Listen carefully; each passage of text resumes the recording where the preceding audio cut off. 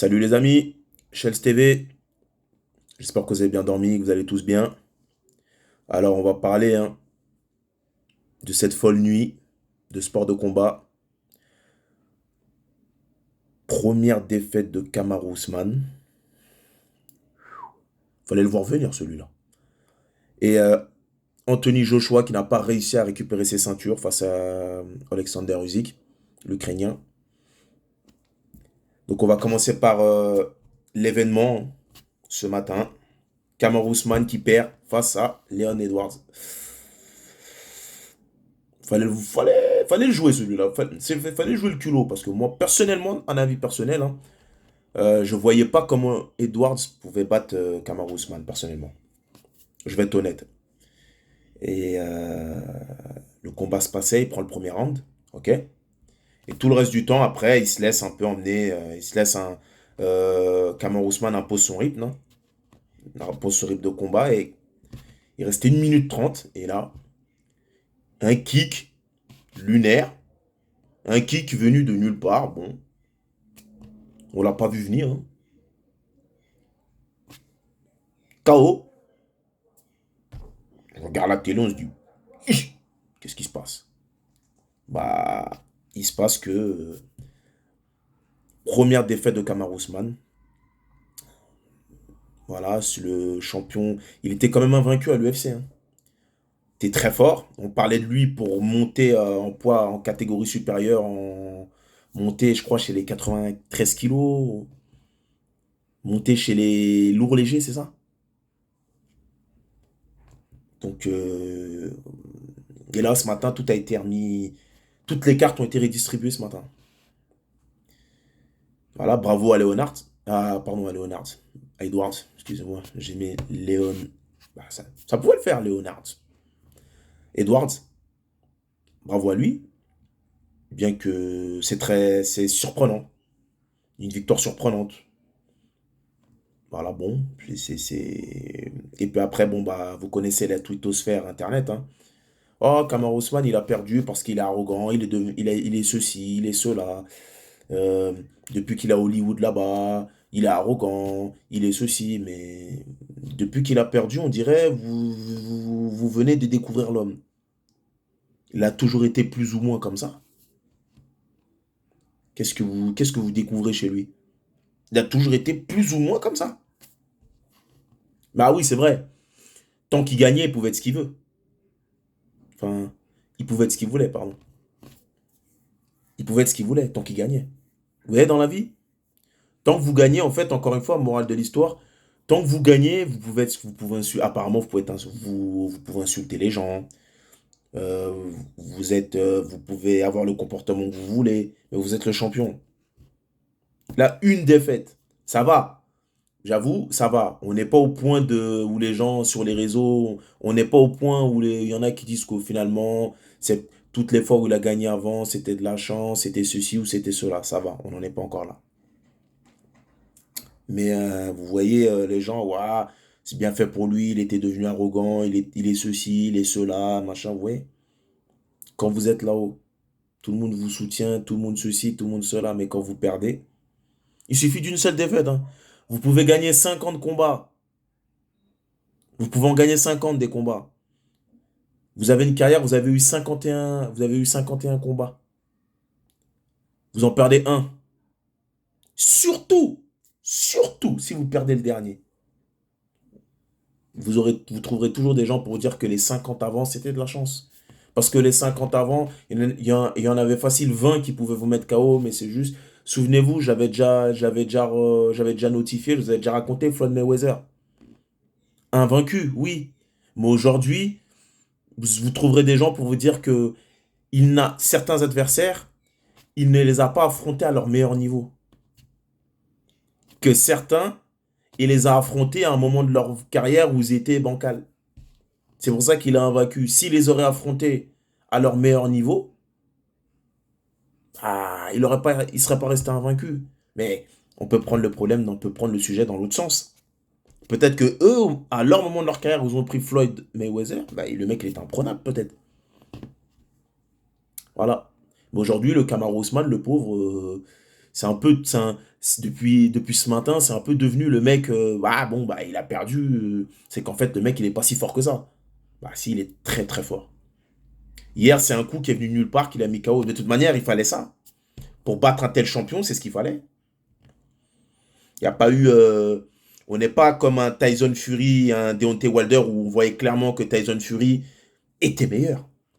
C'était même lui, c'était même plutôt l'inverse. Intrinsèquement, il est meilleur que Edwards. Intrinsèquement. Personne ne pourra me dire le contraire.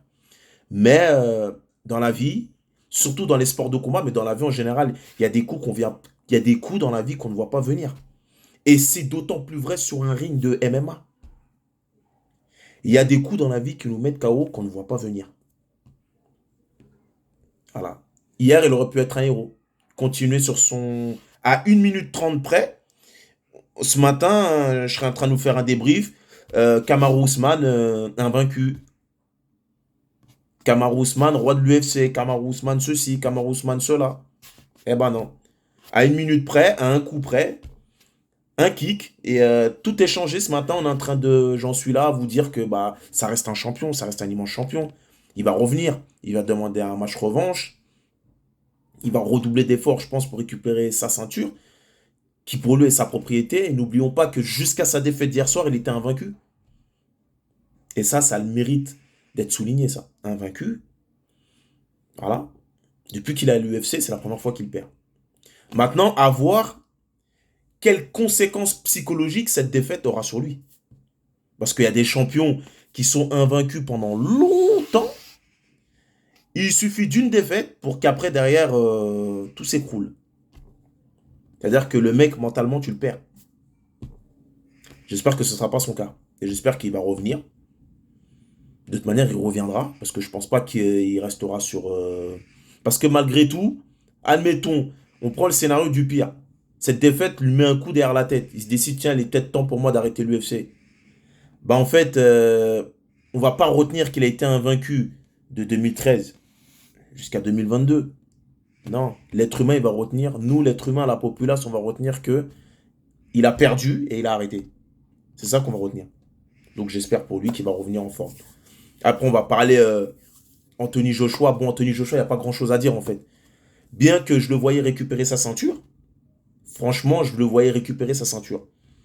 Mais voilà. Encore une fois, il n'a pas su dominer l'Ukrainien, Alexander Usyk. Hein. Il est vraiment pas mauvais, mais encore une fois, j'ai envie de dire que Joshua a le même problème que le Deontay Wilder. C'est des punchers.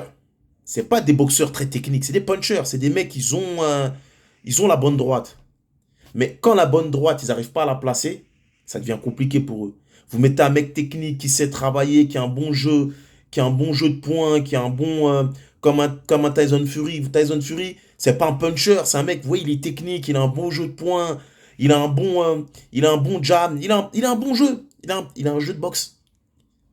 Il est très technique, c'est un boxeur très technique. Et bah, Alexander Usyk, pour moi, je le mets un peu dans le Tyson Fury, dans le catégorie Tyson Fury, très technique, très, voilà, très mobile, très jeu.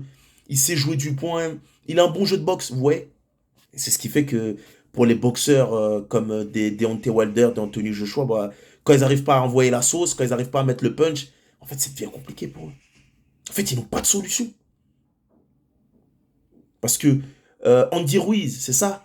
Andy Ruiz, la première défaite de quand Joshua est surpris à New York face à Andy Ruiz.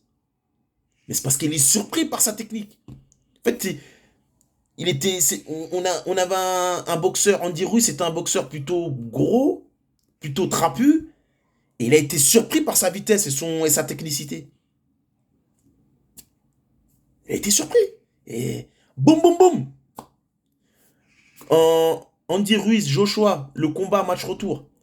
Joshua, il gagne, mais il gagne au point, mais c'est galère un peu quand même. Hein. Il a peur, on voit qu'il a peur du contre. Parce qu'en fait, il se fait contrer à chaque fois. Parce que Andy Ruiz était très bon en contre. Donc voilà, un peu le résumé de cette nuit sport de combat. Une nuit Bah, en fait, c'est la défaite d'Ousmane qui a rendu cette nuit exceptionnelle, quoi. Première défaite à l'UFC. Surprenant. Mais ça arrive à tout le monde, voilà. Force à lui, force à tout le monde d'ailleurs. Et Anthony Joshua, on attend de voir quel sera son prochain adversaire maintenant. On attend de voir Usyk, quel prochain il va prendre aussi. Et Tyson Fury, est-ce qu'il va revenir, pas revenir? On ne sait pas. J'aimerais qu'il revienne pour Roland, pour tout ça, parce que pour moi, il a dit, pour moi, il a beaucoup de mecs à affronter encore. On l'a jamais vu face à un Joshua, même si je le vois battre Anthony Joshua, mais sait-on jamais maintenant. La défaite d'Ousmane nous montre qu'en réalité, en sport de combat, tout est toujours ouvert. Même dans la vie tout court, tout est toujours ouvert. Rien n'est fermé de la vie. La vie, rien n'est fermé. Tout est toujours possible. Tant que vous êtes vivant, vous respirez, il y a toujours moyen de moyenner. C'est l'enseignement de cette soirée. Bonne journée à vous et merci. C'était Shells TV. Ciao.